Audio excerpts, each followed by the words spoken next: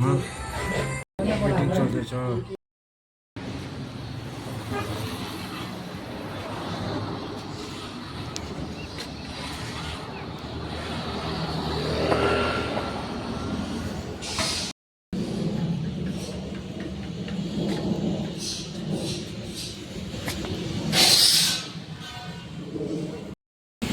मेरो चाहिँ मिटिङ सक्यो होइन। अब मेरो मिटिङ सकेपछि म चाहिँ अब घरतिर लाग्दैछु।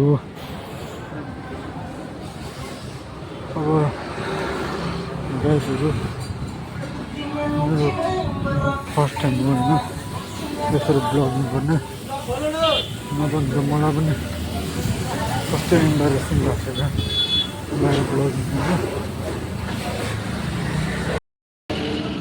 अनि यति लामो ब्लग हेर्नुहुन्छ कि हेर्नु हुँदैन त्यो पनि मलाई डर छ।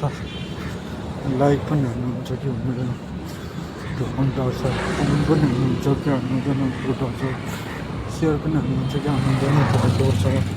के भन्ने म चाहिँ कन्फ्युज भएँ के गर्छ राम्रो ब्लग हाल्नु पनि हाल्नु। अब घर आउने बाटोमा पुग्यो।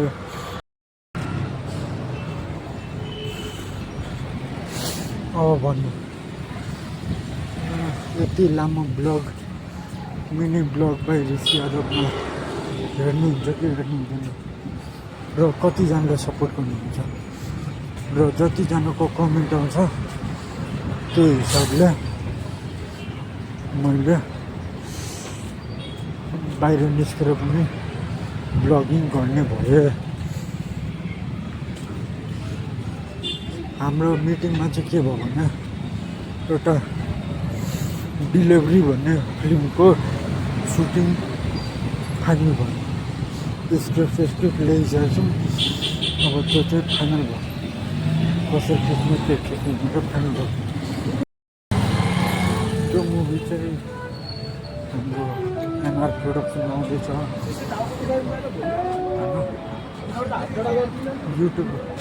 युट्युबमा गएर एनआर प्रोडक्सन सर्च गर्नु। एनआर प्रोडक्सन युट्युब च्यानलमा गएर लाइक सेयर सब्सक्राइब सबै हाल्नु होला होइन।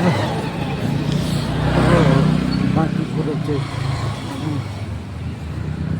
म घर पुगेपछि गर्नु बाटोमा ब्लगिङ गर्न डर लाग्यो।